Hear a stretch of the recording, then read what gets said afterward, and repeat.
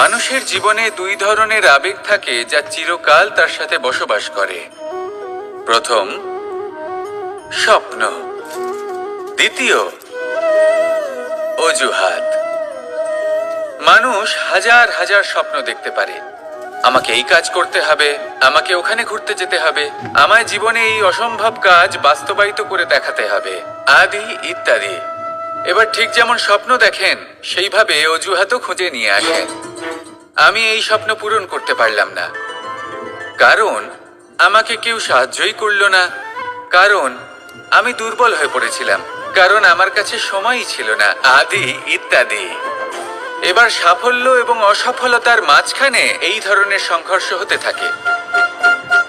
সাফল্য তখন লাভ করা সম্ভব যখন আপনার স্বপ্ন আপনার অজুহাতের থেকে অনেক বড় হয়।